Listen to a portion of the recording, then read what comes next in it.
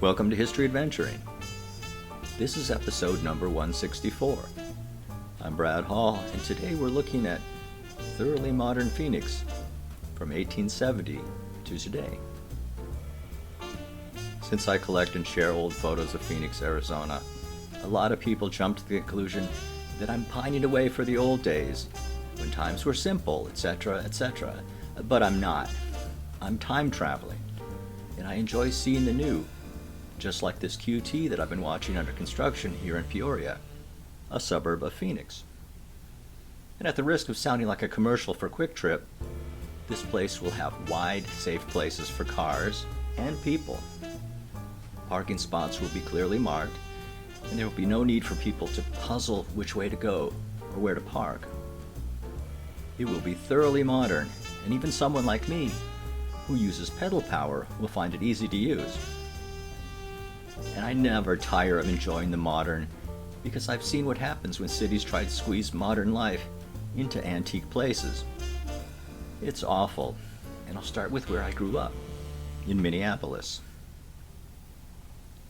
My neighborhood in Minneapolis was built in 1926, and by the 1970s it was such a tight squeeze that I could only imagine what it would be like to have some space.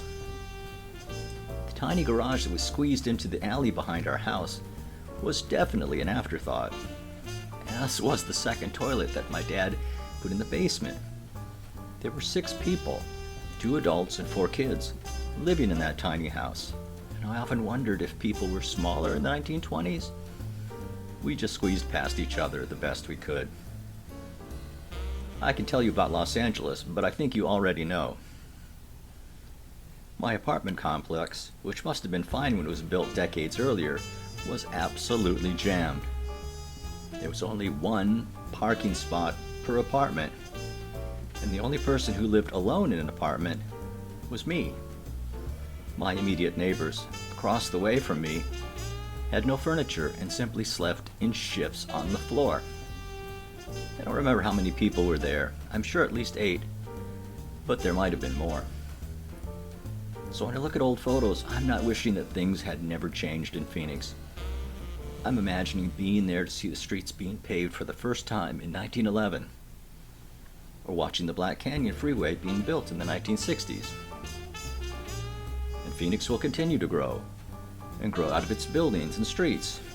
It's been happening since 1870, and there's no reason for me to wish that it would stop. This has been History Adventuring. I'll talk to you later.